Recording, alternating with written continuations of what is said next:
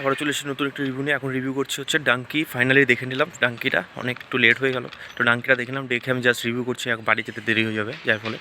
তো এটা that is প্রথম কথা বলতে এটা রাজকুমার হিরানি ফিল্ম। রাজকুমার হিরানি যে আগে যতগুলো বই, পিকে বলুন, থ্রি ইডিয়টস বলুন, তো সে কোনো মোট কথা হচ্ছে সে কোনো পার্টিকুলার একটা হিরো রাখলেও সবাইকে গুরুত্বপূর্ণভাবে একদম সম্পূর্ণভাবে প্রেজেন্ট করে এবং মানে সঠিক রোলটা প্লে করার জন্য এইখানে প্রেজেন্ট করানো হয়।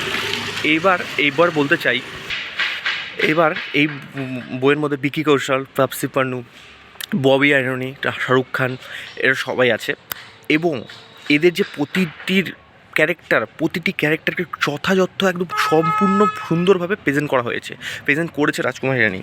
এবং এই বইটার মধ্যে কি প্রথম মূল কাহিনী কী আছে, শুধু কি ডাঙ্কি হয়ে কী করে পার হয়, তার বর্ডার পার হয়, পুলিশের গুলি খাওয়া, এরকম একটা মানে তারা মূল কাহিনীটা হচ্ছে এই সিনেমাটার, যে তারা শাহরুখ খান থাকে এবং শাহরুখ খান একটা গ্রামে আসে, সেখানে তারা তাপসী পান্নু থাকে, বিকি কৌশল থাকে, সবাই সবার নিজের প্রবলেমের জন্য লন্ডন যেতে চায়। তো সেখানে তারা যেতে পারে না, কারণ ভিসার প্রবলেম হয়ে যায়, ভিসা হয় না, তো ভিসা পায় না জন্য তারা যেতে পারে না।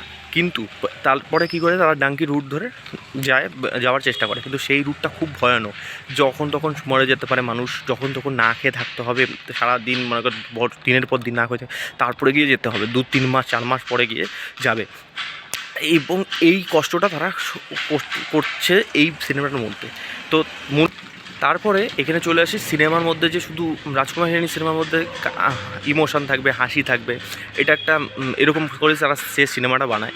এবং রাইটিংয়ের মানে হ্যাটস অফ রাইটিংয়ে, কারণ এই রাইটিংয়ের মধ্যে আছে মানে শুধু যে ইমোশন তা নয়, শুধু তো কমেডি তা নয়, এবং মানে কমেডিটাকে এইভাবে প্রেজেন্ট করা হয়েছে। প্রথমে আমরা ট্রেলার দেখে ভেবেছিলাম যে খুব একটা কমেডি হবে না, হালকা ফুলকা কমেডি হবে, ইমোশনাল বইটা হবে, কিন্তু না, কমেডিটাকে যথাযথ গুরুত্ব দিয়েছে এবং ইমোশনাল গুরুত্ব দিয়েছে। এবং ইমোশনগুলোকে আপনার একটা সেকেন্ড হাফ পরে আপনাকে টাচ করবে, ইমোশনগুলো এমনভাবে করা হয়েছে, একটা না একটা ইমোশন আপনাকে টাচ করবে।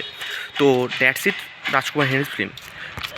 তো এইবার চলে আসে শাহরুখ খানের প্রেজেন্টকে। তুমি যদি দেখো শাহরুখ খানের এইখানে প্রেজেন্ট খুব ভালো হয়েছে, কিন্তু সিনেমার নেগেটিভ দিকটা আমার মনে হচ্ছে, কারণ তাপসী পান্নুকে আমার খুব একটা মানে এনার্জেটিক মনে হয়নি, কারণ সেখানে অ্যাক্টিং ভালো করেছে, তুখোর অ্যাক্টিং করেছে, তো কিন্তু সেরকম মনে হয়নি, কারণ শাহরুখ খানের সাথে একটা বয়সের মিল থাকে, সেই বয়সের মিলটা আমার হয়তো মনে হয়নি, এটা ঠিক পারফেক্ট মনে হয়নি। এবার চলে আসে বিকি কৌশল, তো অসাধারণ অ্যাক্টিং করেছে।